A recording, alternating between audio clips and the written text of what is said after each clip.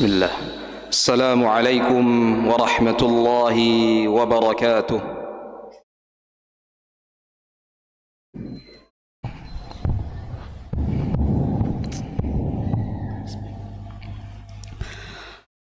الله أكبر الله أكبر الله أكبر الله أكبر أشهد أن لا إله إلا الله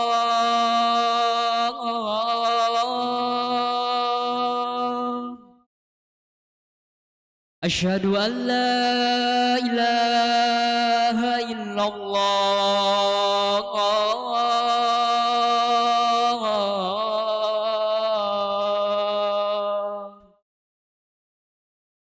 أشهد أن محمدا رسول الله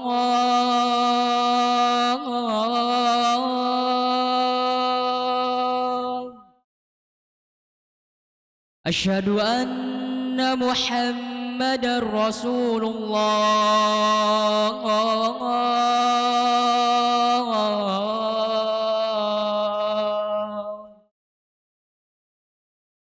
حي على الصلاة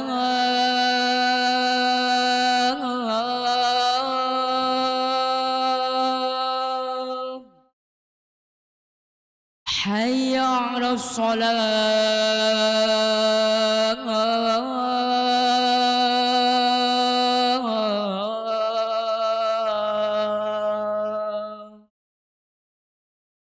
حي على الفلاح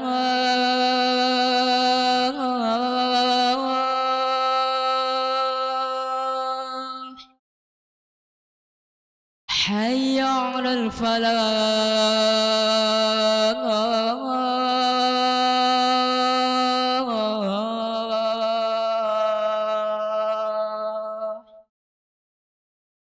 الله أكبر الله أكبر لا إله إلا الله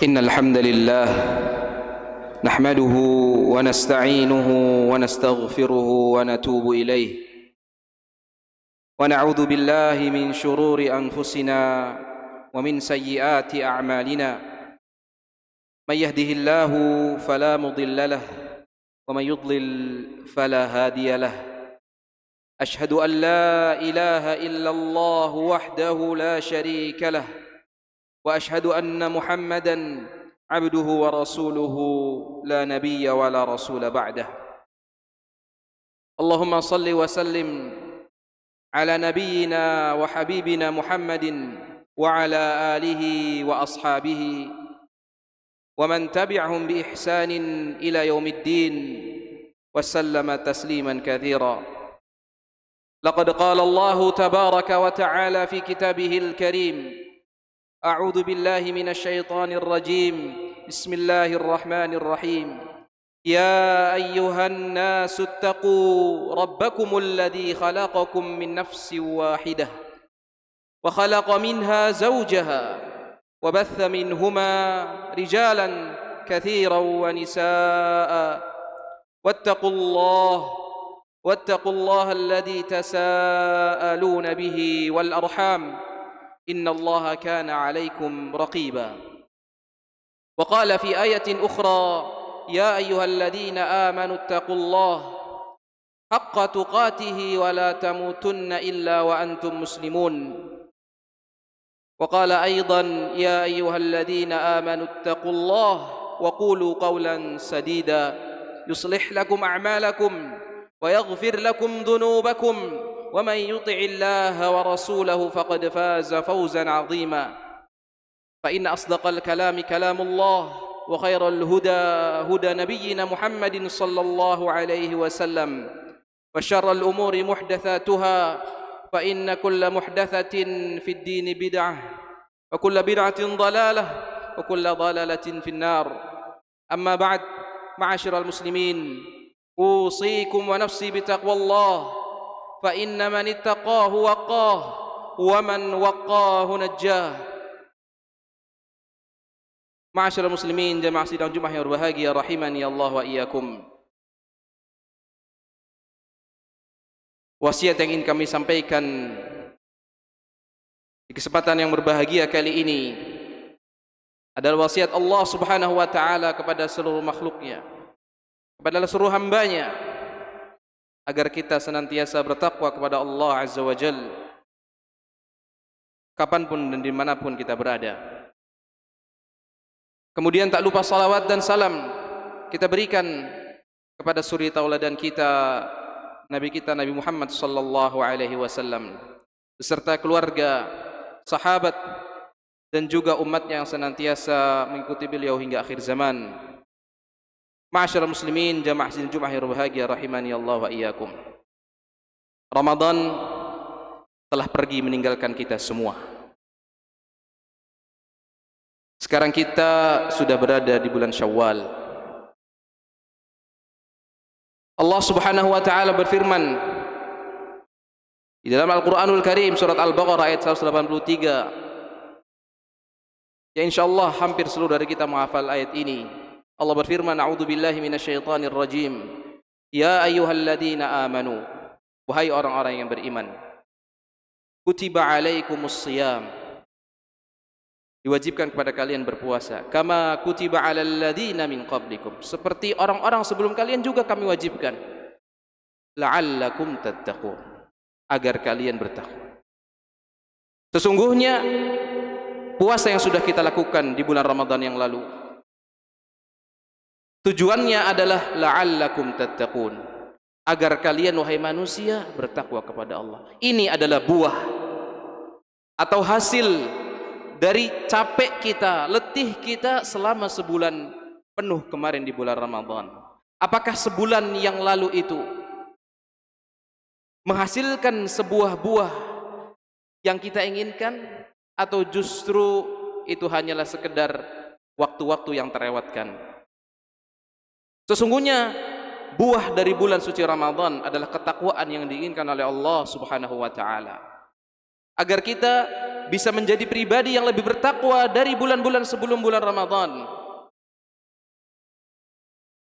Marilah kita melihat definisi ketakwaan yang disebutkan oleh sahabat Nabi Muhammad sallallahu alaihi wasallam, yaitu Ali bin Abi Thalib, sahabat Nabi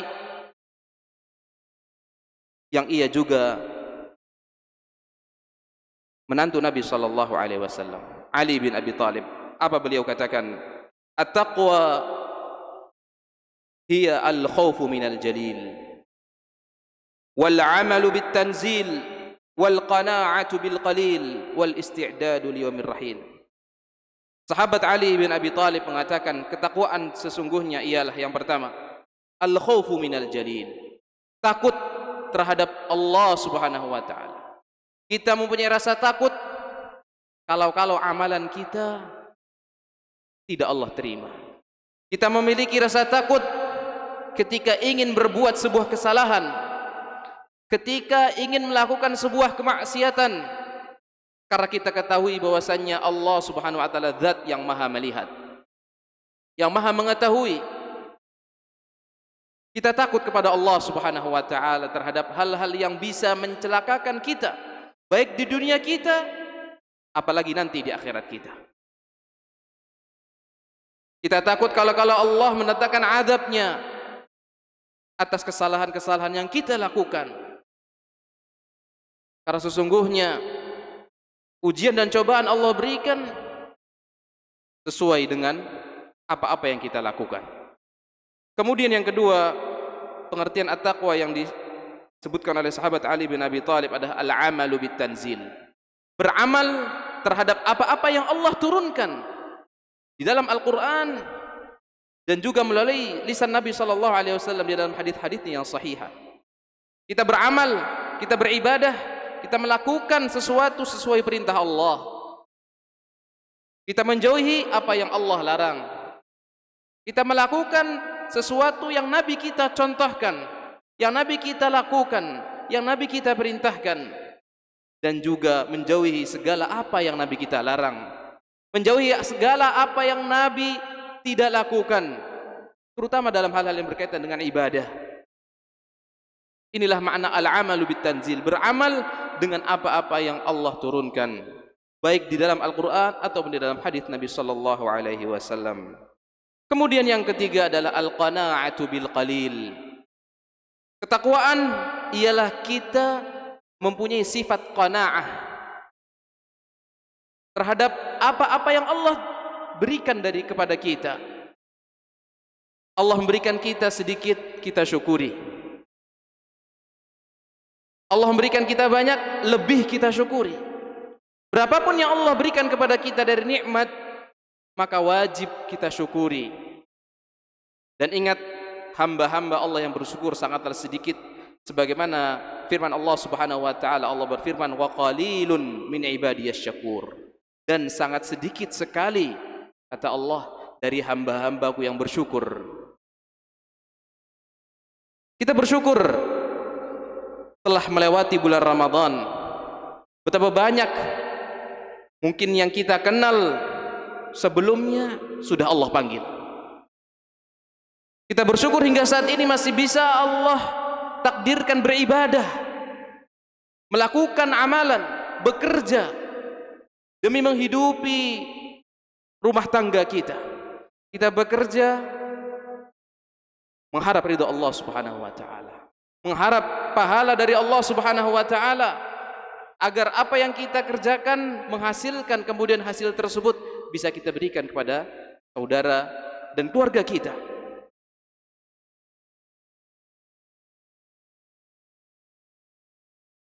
Sedikit ataupun banyak, kita harus mensyukuri, mempunyai sifat qanaah. Allah berikan alhamdulillah, apa yang kita miliki sekarang itu adalah rezeki semuanya dari Allah Subhanahu wa taala. Kemudian yang selanjutnya adalah al-isti'dadu liyaumir rahil.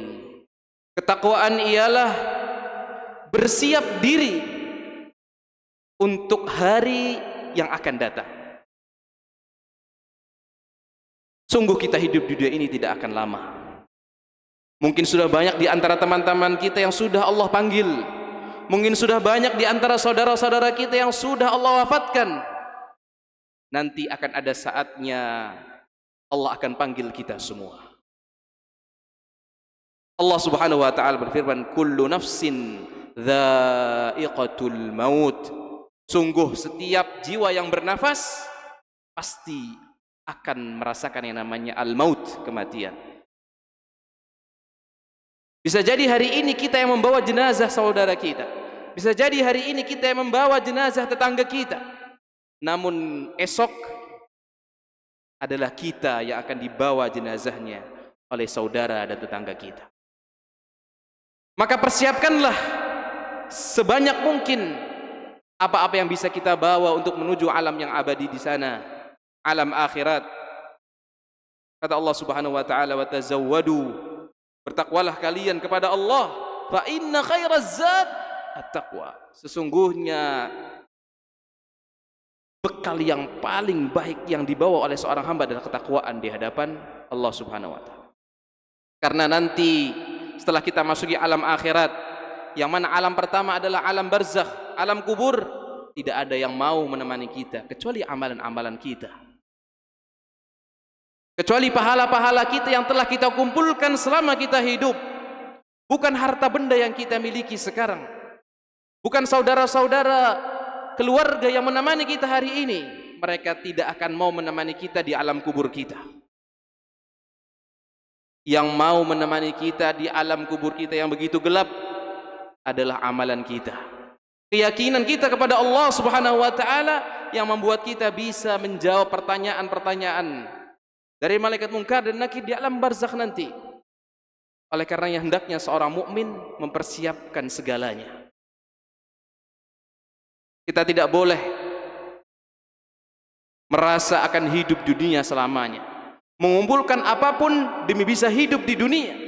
Tetapi kita harus ingat bahwasanya kita mengumpulkan harta benda karena Allah Subhanahu wa taala, di jalan Allah Subhanahu wa taala, yang semoga amalan dan ibadah yang kita lakukan diterima di sisinya dan menjadi pemberat timbangan kita di akhirat kelak. Barakallahu li wa lakum fil Qur'anil azim wa nafa'ani wa iyyakum bima fihi minal ayati wadh-dhikril hakim wa taqabbala minni wa minkum tilawatahu innahu huwal azizur rahim.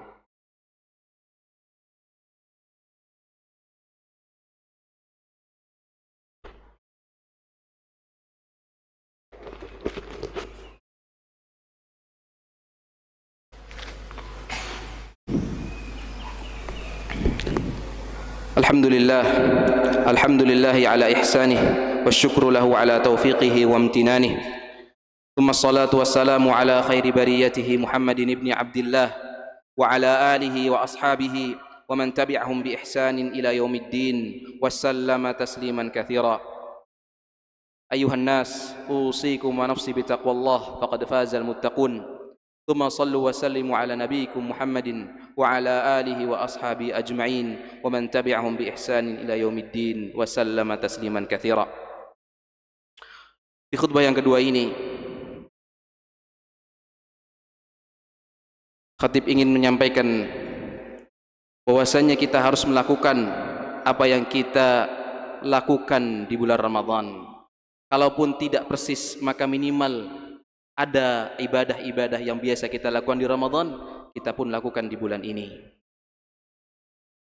Ketika kita mampu melakukan puasa 30 hari di bulan Ramadan, sebulan penuh, maka Nabi kita menganjurkan kita untuk melanjutkan puasa tersebut dengan puasa sunnah 6 hari di bulan Syawal, yang mana pahala itu seakan-akan kita berpuasa setahun penuh. Kemudian wasiat Nabi SAW kepada Abu Hurairah agar ia tidak pernah meninggalkan sholat malam meskipun hanya beberapa rakaat, meskipun hanya 3 atau 2 rakaat. Karena di bulan Ramadan kita hampir tiap malam melakukan sholat malam. Akan tapi kemanakah sholat malam itu pergi? Apakah Ramadan pergi kemudian sholat malam ikut pergi juga? Maka jangan sampai sholat malam itu ikut pergi dengan perginya Ramadan. Karena kita beramal bukan untuk Ramadan, kita beramal untuk Allah Subhanahu wa taala.